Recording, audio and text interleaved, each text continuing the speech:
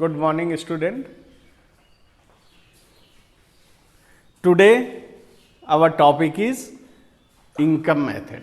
हम लोगों ने कल जब चैप्टर ये स्टार्ट किया था measurement of the national income, तो उसके 3 हम लोगों ने टॉपिक सेलेक्ट किए थे। 3 type of measurement of the national income होता है। पहला हम लोगों ने देखा था कि वैल्यू एडेड मेथड से होता है, सेकंड इनकम मेथड से होता है और थर्ड एक्सपेंडिचर मेथड से होता है।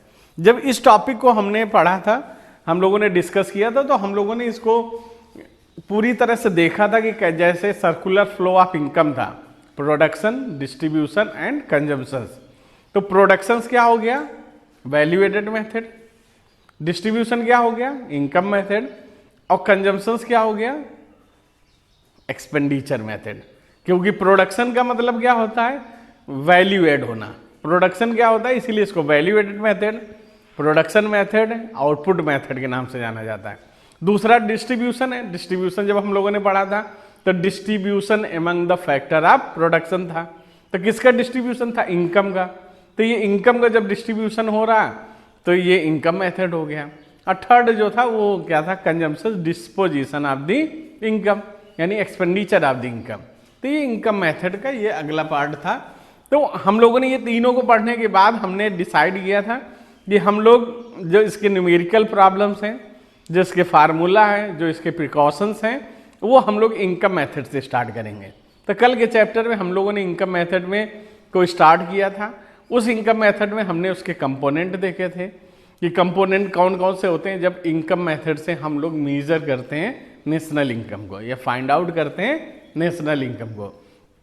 तो पहला हम लोगों ने क्या देखा हुआ था उसमें कि जब इनकम मेथड से हम लोग मेजर करते हैं, फाइंड आउट करते हैं, तो उसके जो कंपोनेंट थे, कंपोनेंट सबसे पहला कंपोनेंट था कंपनसेशन ऑफ एम्प्लॉइज। तो कंपनसेशन ऑफ एम्प्लॉइज को सबसे पहले जोड़ते हैं। कंपनसेशन ऑफ एम्प्लॉइज जो था वो 3 कंपोनेंट से मिलकर बना था। पहला उसका था wages and salary in cash, दूसरा उसका था wages and salary in kind, और तीसरा उसका था जिसको हम लोग कहते हैं social securities paid by the employers. तो ये तीनों की, क्योंकि ये तीनों डायरेक्ट या इनडायरेक्ट एक रिप्यूटेड फॉर्म में या फिर गवर्नमेंट फॉर्म में जो पूरी तरह से गवर्नमेंट रूल्स को फॉलो करता है, उन प्राइवेट फॉर्म में जो भी लोग वर्क कर रहे होते हैं उनको तीनों किसी न किसी रूप में मिलती हैं। एक तो वो पार्ट होता है जो सैलरी के रूप में उसके अकाउंट में आ जाता है, दूसरा वो पार्ट होता है जो उसको अदर फैसिलिटीज उनकी फर्म प्रोवाइड करती है। अदर फैसिलिटीज को भी कल मैंने डिस्क्राइब कर दिया था आपको कि वो किसके रूप में हो सकती है, सब्सिडाइज फूड के रूप में हो सकती है, वो फ्री हाउस हो सकता है, या फिर वो मेडिकल फैसिलिटी हो सकती है, वह या फिर उनके बच्चों को एजुकेशनल फैसिलिटीज हो सकती हैं, या फिर उनको टूर के रूप में कंपनसेट किया जाए। इस तरह के बहुत सारी जो फैसिलिटीज होती हैं वो टाइम टू टाइम हमें क्या होती है, एम्प्लॉय को मिलती रहती हैं। एम्प्लॉयर हमेशा एम्प्लॉय को देता रहता है। तो ये भी इसीलिए देता है क्योंकि उसकी फॉर्म में वो काम कर रहा होता है, इसलिए देता है क्योंकि वो कहीं ना कहीं उसको जानता है कि सैलरी के अलावा ये भी फैसिलिटी उसको देनी चाहिए। तो वो भी हमारे लिए इनडायरेक्टली क्या हुआ, सैलरी का ही पार्ट हुआ।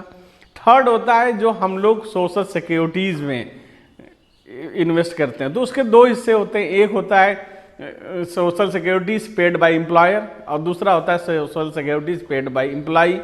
तो एम्प्लॉय तो अपने ही उस पैसे से जो कैश में उसको मिलता है उससे ही पे करता है, लेकिन एम्प्लॉयर जो होता है वो अपने पास से देता है जो कि उसमें कैश के रूप वाले में पेड नहीं होता, इसलिए वो तीसरा उसमें जुड़ जाता है। तो ये पहला हुआ जिसको हम लोग कंबाइंड, अगर तीनों एक साथ होते हैं तो उनको कंपनसेशन ऑफ एम्प्लॉइज कहते हैं।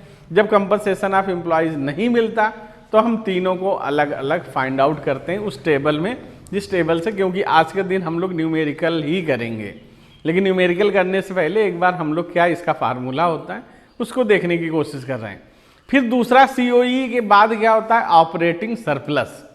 ऑपरेटिंग सरप्लस हमेशा जो फर्म को ऑपरेट कर रहा होता है उसको मिलता है। तो ऑपरेट करने वाला इनडायरेक्टली कौन होता है, ओनर होता है। इनडायरेक्टली उसका ओनर होता है, इसलिए उसकी लैंड लगी होती है तो उसके बदले वो रेंट गेन करता है। उसकी कैपिटल लगी होती है उसके बदले उसको इंटरेस्ट मिल जाता है, और उसका क्या, ओनर खुद भी इंटरप्रेन्योर होता है इसलिए उसको क्या मिल जाता है, उसका प्रॉफिट मिल जाता है। तो ये इस तरह से उसको तीनों चीज को, मतलब rent and royalty, interest and profit, तीनों को मिलाकर एक टर्म यूज किया जाता है जिस टर्म का नाम है ऑपरेटिंग सरप्लस। तो इस तरह वो टर्म ऑपरेटिंग सरप्लस हो जाता है। तो इसका मतलब अभी हमें क्या प्लस करना पड़ता है, सीओई के बाद ओएस करना पड़ता है। अगर ओएस मिल जाता है तो ठीक है, ओएस अगर हमें नहीं मिलता है तो हमारे पास फिर से वही कॉन्सेप्ट आ जाता है कि हमें पहले रेंट ढूंढना है, रॉयल्टी हमेशा इफ एनी होता है, अगर है तो ठीक है, नहीं मिलता तो कोई हमें जरूरी नहीं कि वो मिले ही। वैसे भी आपको पता है जो चीज़ें नहीं मिलती उनको हम जीरो ही ट्रीट कर लेते हैं। फिर इंटरेस्ट ढूंढते हैं, इंटरेस्ट का कोई दूसरा नाम नहीं होता, जैसे रेंट का कोई दूसरा नाम नहीं होता, इंटरेस्ट भी इंटरेस्ट के ही रूप में हमेशा लिखा रहा है। फिर उसके बाद प्रॉफिट रहता है। कई बार हमारे शेड्यूल में प्रॉफिट नहीं लिखा होता, जब प्रॉफिट नहीं लिखा होता तो हम उसमें तीन चीज़ों को ढूंढते हैं। एक को बोलते हैं, क्या बोलते हैं, अगर प्रॉफिट ये टर्म हमने यहाँ पर लिखा हुआ, प्रॉफिट नहीं मिलता तो कारपोरेट टैक्स हमें ज़रूरत पड़ती है, हमें डिविडेंड की ज़रूरत पड़ती है, और हमें रिटेन अर्निंग की, जिसको अनडिस्ट्रीब्यूटेड प्रॉफिट कहते हैं, उसकी ज़रूरत पड़ती है। क्योंकि सभी को पता होगा कि प्रॉफिट के 3 पार्ट्स होते हैं। एक तो होता है जब फर्म को प्रॉफिट जब हो जाता है तो फर्म क्या करती है, प्रॉफिट का एक पार्ट वो कारपोरेट टैक्स के रूप में गवर्नमेंट को पे कर देती है। फिर जो पैसा बचता है उसका एक हिस्सा वो अपने शेयर होल्डर्स को डिस्ट्रीब्यूट कर देती है, और जिसका नाम हम लोग क्या बोलते हैं, डिविडेंड। एंड थर्ड जो पार्ट होता है वो उसके पास अपने सेव हो जाता है, इसीलिए इसको अनडिस्ट्रीब्यूटेड प्रॉफिट कहते हैं, इसी को रिटेन अर्निंग कहते हैं, या इसको बोलते हैं saving of the private sector. तो ये अगर हमें प्रॉफिट वर्ड मिल जाए तब तो हमें शेड्यूल में कुछ ढूंढने की जरूरत नहीं। अगर प्रॉफिट नहीं मिलता तो ये 3 चीजें मुझे ढूंढनी पड़ती हैं, और इनको मिलाकर ही ये प्रॉफिट बनता है। फिर उसके बाद मिक्स्ड इनकम है, कल ही बता दिया था आपको। मिक्स्ड इनकम का मतलब क्या होता है, all the income earn by self employment people, self employed people, जो सेल्फ एम्प्लॉयड पीपल है उनकी जो, इसीलिए इसका पूरा नाम होता है mixed income by self employment.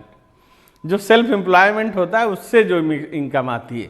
तो ऐसे बहुत सारे हमारी कंट्री में पर्सन्स होते हैं, ऐसे बहुत सारे लोग होते हैं जिनके जो क्या होते हैं, सेल्फ एम्प्लॉयड होते हैं, और उनके पास जो भी इनकम आती है उसको हम 3 हिस्सों में डिवाइड नहीं कर पाते, चारों हिस्सों में। ना तो उसका प्रॉफिट अलग करवाते हैं, ना रेंट करवाते हैं, ना रॉयल्टी करवाते हैं, ना वेजेज एंड सैलरी करवाते हैं। तो ये जब हम उसको डिवाइड नहीं कर पाते तो ये हमारे पास क्या बचता है कि हम उसको अलग एक कैटेगरी में डालकर, तो इसमें जैसे ओन, क्या कहते हैं, ओन बिजनेस हो, और जिसमें वो खुद ही सब कुछ कर रहा हो, उसी के लैंड हो, मतलब उसी की शॉप हो, वही खुद ही वहाँ का वर्कर हो, वो खुद ही क्या कर रहा हो, कैपिटल लगा रखी हो, और खुद ही ये सारे काम वो देख रहा हो। तो ये इस तरह का जब होता है तो उसको हम लोग उसमें करते हैं, इस मिक्स्ड इनकम की कैटेगरी में आती है। तो यहाँ पर ये मिक्स्ड इनकम की कैटेगरी में होती है। तो मिक्स्ड इनकम के साथ में इसको हम लोग कर पाते हैं। तो इसके पहले हम लोगों ने एक चीज़ देखा था, कल ही हम लोगों ने देखा हुआ था कि इन तीनों को मिलाकर rent, interest and profit, mixed income नहीं, इसको क्या बोलते हैं, ऑपरेटिंग सरप्लस। ये ऑपरेटिंग सरप्लस हो जाते हैं, किसको, रेंट, इंटरेस्ट एंड प्रॉफिट को मिलाकर। तो फार्मूला हमारा जब भी डोमेस्टिक इनकम जब भी निकालते हैं हम लोग, डोमेस्टिक इनकम को पहले ही कल भी हम लोगों ने डिस्कस किया, NDPFC बोलते हैं। क्या बोलते हैं, NDPFC। अगर यही नेशनल इनकम होता तो इस D को रिप्लेस करके क्या आ जाता, नेशनल। अगर बीच में D है तो डोमेस्टिक हो गया, और अगर बीच में N होता तो नेशनल। तो डोमेस्टिक इनकम में जुड़ता क्या है, कंपनसेशन ऑफ एम्प्लॉइज, फिर ऑपरेटिंग सरप्लस, मतलब rent and royalty, interest, profit and mixed income. ये सारे इसमें कुछ भी माइनस नहीं हो रहा, सारी चीजें क्या हो रही, प्लस हो रही। तो सब के सब हम लोग प्लस करेंगे तो ये फार्मूला एक क्रिएट हो गया। अगर इसी जगह D की जगह रिप्लेस करके क्या करते, N करते, तो जब हम लोगों ने इसको पढ़ा हुआ था national income and related aggregates, तो उसमें देखा था कि अगर डी से एन में जाते हैं तो क्या जुड़ जाता है, नेट फीफा। तो क्या जुड़ जाता है, नेट फीफा।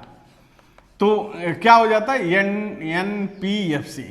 एनएनपीएफसी निकालने में क्या हो जाता है, नेट फीफा ऐड हो जाता है। और जब एनएनपीएफसी हम नहीं निकाल रहे हैं, क्या निकालना है, डोमेस्टिक इनकम। तो हमारे पास ये फार्मूला है उसका, डोमेस्टिक इनकम को कैलकुलेट करने का। हम लोग इसके अब न्यूमेरिकल में आए, उसके पहले कुछ चीज़ें इसमें ऐसी हैं जिनको हमें डिस्कस कर लेना चाहिए और जिनको हम लोग इसको क्या करते हैं, देख लेते हैं कि प्रिकॉशंस क्या होने चाहिए।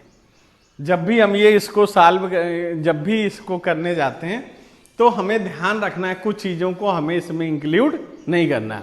फैक्टर इनकम तो हमेशा पता ही है कि ये किसके अगेंस्ट में मिलता है, रेंडरिंग फैक्टर सर्विसेज।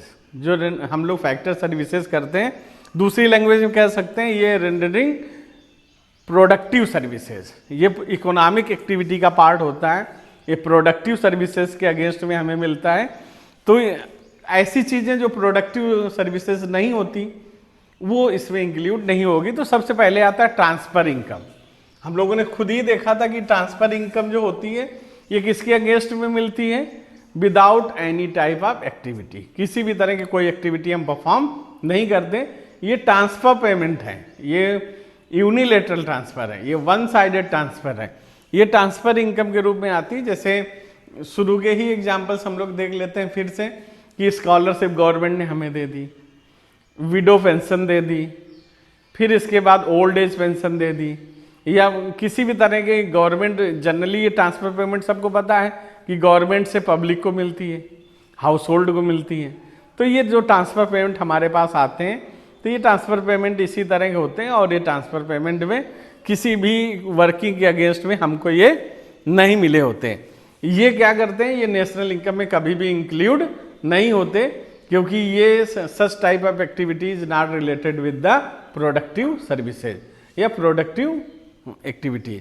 ये ना तो प्रोडक्टिव एक्टिविटी से रिलेटेड होती है। ऐसे income from sale of second hand goods will not be included.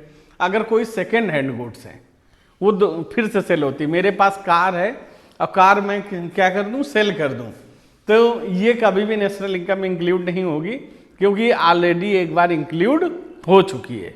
और इसका एक सबसे अच्छा वो है क्योंकि कंट्री के लिए ये तो ओनरशिप ट्रांसफर हो रही।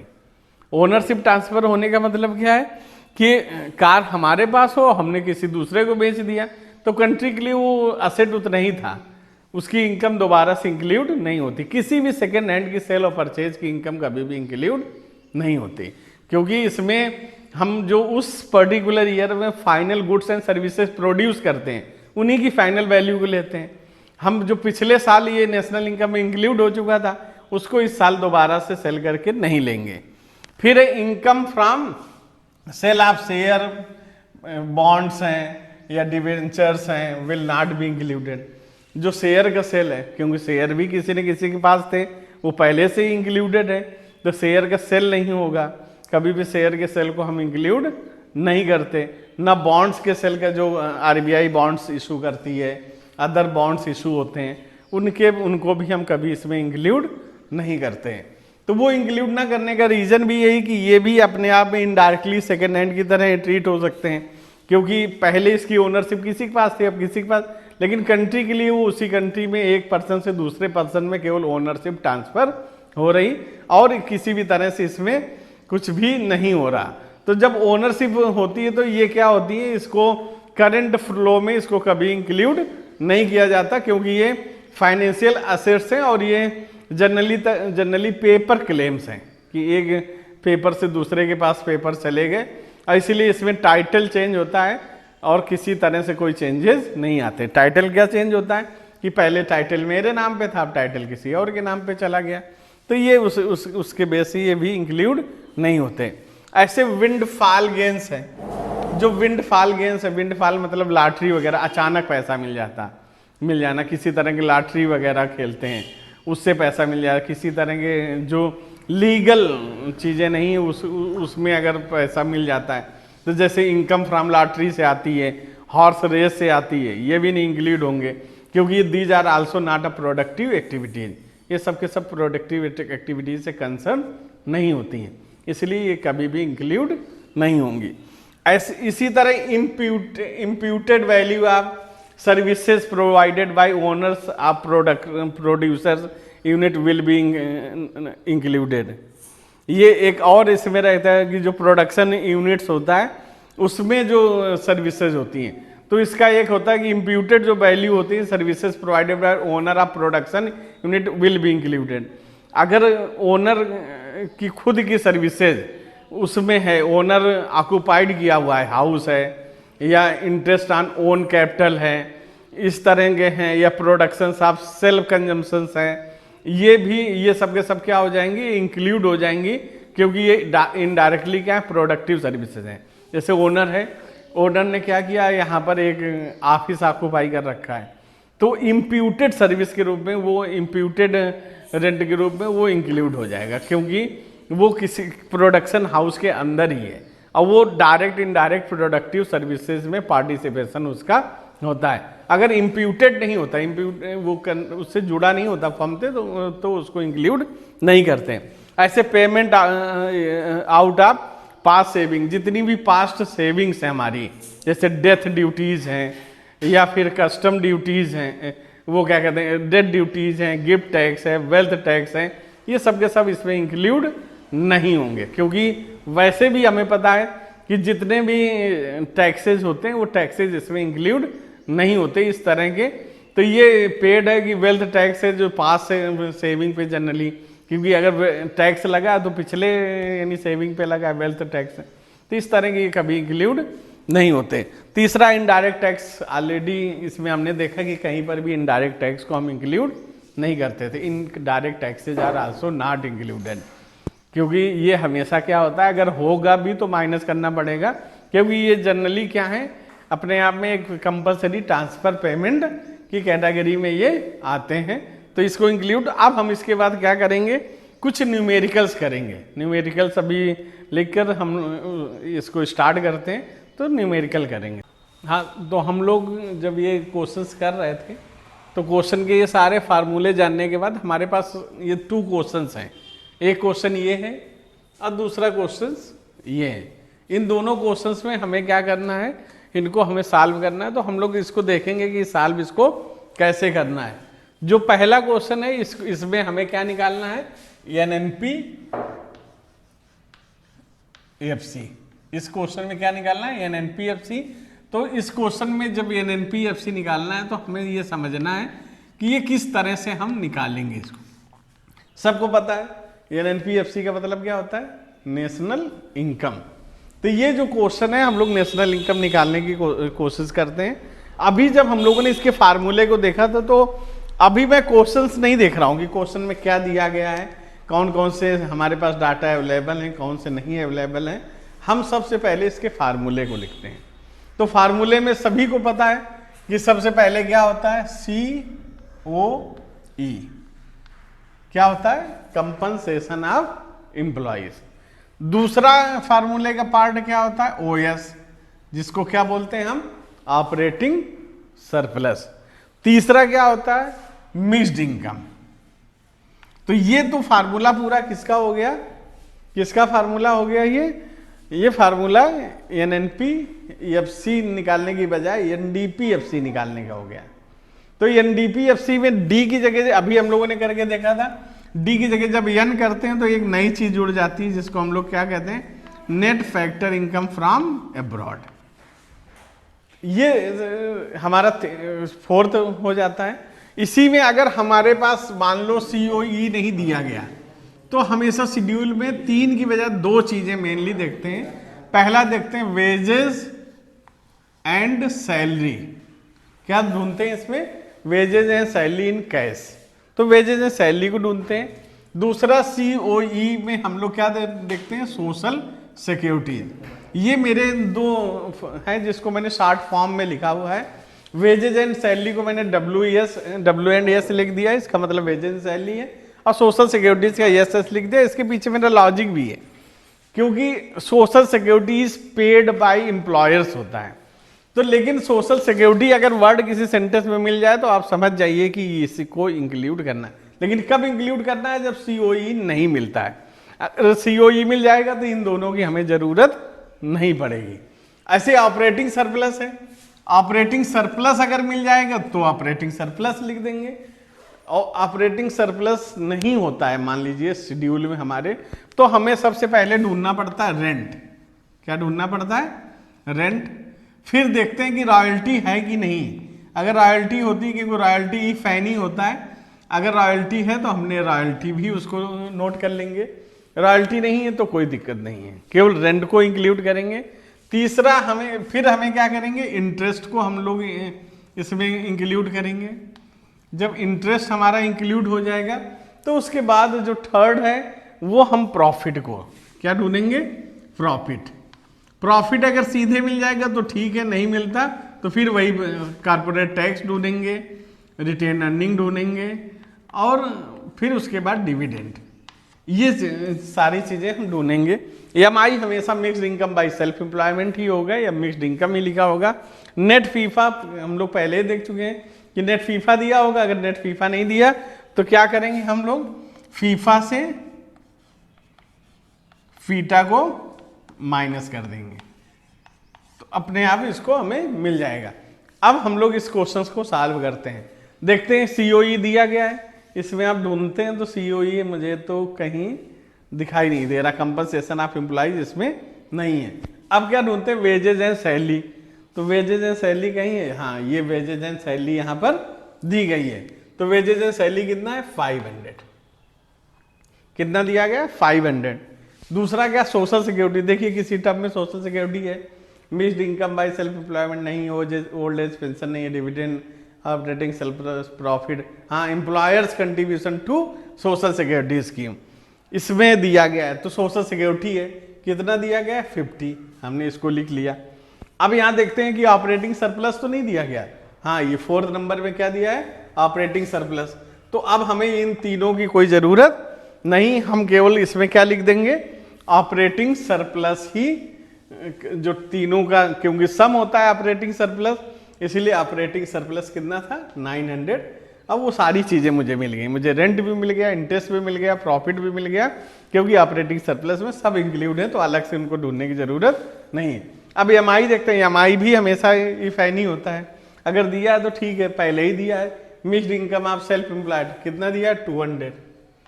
फिर इसके बाद हम नेट फीफा ढूंढना है, तो net factor income from abroad, तो फीफा माइनस फीटा करने की जरूरत ही नहीं, क्योंकि वो नेट में ही पहले दिया है। कितना दिया है, -10। अब इसको सॉल्व कर लेंगे, 550, 550, 900 कितना हो गया, 1450, 200 1650, और 10 माइनस किया तो कितना आ गया, 1640। ये इस क्वेश्चन का आंसर होगा, यही इसका इस क्वेश्चन में आंसर निकलेगा। तो ये इसका तरीका है। मैंने वो भी सारी चीज़ें लिख ली थी, और मैंने मिटा तो मैंने इसलिए दिया है क्योंकि मेरे पास स्पेस नहीं था, लेकिन आप ऐसे लिख लेंगे और उसको फिर ऐसे ब्रैकेट में करके उसका पूरा आंसर यहाँ पर आ जाएगा। तो जिस तरह से मैंने इसको किया, इसी तरह से अगर इस क्वेश्चन को मैं करता, तो इस क्वेश्चन को अगर मुझे करना होता तो फार्मूला देखना, फिर वैसे ही फार्मूला रहेगा। ये तो क्वेश्चन ये सॉल्व हुआ। अब हम सेकंड इसका क्वेश्चन करने जा रहे हैं। तो क्वेश्चन जब मैं इसको सेकंड क्वेश्चन करूंगा, तो अब इसमें मुझे देखना क्या है, एन की जगह क्या करना है, जी। अगर कोई चीज एन से जी में जाती है तो क्या ऐड हो जाता है, डिप्रीसिएशन, क्योंकि एन मतलब नेट में डिप्रीसिएशन इंक्लूड नहीं था, और जब इसमें जाएगा तो डिप्रीसिएशन इंक्लूड हो जाएगा। एन है, नेट फीफा पहले ही ऐड है, तो हमें कुछ करना नहीं। फिर उसमें क्या करना है, एमपी करना है। एफसी की जगह, एफसी में एनआईटी नहीं था, लेकिन एमपी में एनआईटी क्या हो जाएगा, ऐड हो जाएगा। तो अब ये भी फार्मूला बन गया। ये चीज कोई भी यहाँ पर आए, एनएनपीएफसी निकाला, एनडीपीएफसी, जीएनपीएफसी, जीडीपीएफसी, कुछ भी निकालने को आए, सीओई वही रहेगा, ओएस वही रहेगा, एमआई वही रहेगा। यही तीन चीजें जो मैं पीछे भी बार बार आपको रिपीट करता आ रहा हूँ, इन्हीं में चेंजेस आते हैं। तो सबसे पहले अब इसमें ढूंढने की कोशिश करते हैं। सीओई मैंने पहले ही बताया, सीओई अगर नहीं मिलता तो वेजेज एंड सैलरी ढूंढना है, और यहाँ पर सोशल सिक्योरिटी ढूंढना है। तो पहले हम लोग ढूंढते ही चलते हैं। कंपनसेशन कहीं दिया गया, कंपनसेशन ऑफ एम्प्लॉइज, मुझे तो कहीं नहीं मिला, इसमें लिया है एम्प्लॉइज कंपनसेशन, तो वो अब वेज एंड सैलरी उनका कोई काम ही नहीं, कितना हो गया 600। फिर देखिए देखते हैं इसमें कहीं पर दिया है ऑपरेटिंग सरप्लस, 1 2 3 नहीं, कोई ऑपरेटिंग सरप्लस। अब हमें तीनों की सबकी जरूरत पड़ेगी, किसकी, रेंट एंड रॉयल्टी, दूसरा इंटरेस्ट, फिर उसके बाद प्रॉफिट। फिर देखते हैं इसमें क्या क्या मिलता है। रेंट एंड इंटरेस्ट है, हाँ रेंट और इंटरेस्ट दोनों एक साथ ही दिया गया है, तो कितना है 350। अब प्रॉफिट ढूंढते हैं, प्रॉफिट कहीं दिया है, हाँ दिया गया है। प्रॉफिट कितना दिया गया है 200, तो 200 क्या हो गया, प्रॉफिट हो गया। मिक्स्ड इनकम, तो mixed income from self employment 850 दिया गया है यहाँ पर। फिर नेट फीफा, तो net factor income from abroad -100। अब हमें जरूरत क्या पड़ेगी, डिप्रीसिएशन, तो डिप्रीसिएशन कितना कहाँ है यहाँ पर, कंजम्पशंस ऑफ फिक्स्ड कैपिटल। मैंने पहले ही बता रखा है आपको कि अगर डिप्रीसिएशन वर्ड को डिप्रीसिएशन ही मिलेगा, या अगर डिप्रीसिएशन नहीं मिलता तो कंजम्पशंस ऑफ फिक्स्ड कैपिटल के नाम से उसको रहता है। फिर एनआईटी, एनआईटी है इनडायरेक्ट टैक्स दिया गया है, तो एनआईटी कैसे निकलता है, आईटी माइनस सब्सिडी। तो आईटी कितना है 160 और सब्सिडी कितना है, सब्सिडी कितना दिया गया 40 माइनस किया मैंने इसको, तो कितना निकल आया 120। अब इसको सॉल्व कर लेते हैं। 600 350 कितना 950, 200 उसमें जोड़ा 1150, 850 जोड़ा तो 1150, 12 हो गया तो 2000 हो गया। 2000 में 200 जोड़े 2200, 120 जोड़े 2320 हो गया, और उसमें 100 माइनस किया। जब 100 हमने इसमें माइनस किया तो इसका आंसर कितना आना चाहिए 2220। तो ये इसका आंसर क्या हो जाएगा 2220,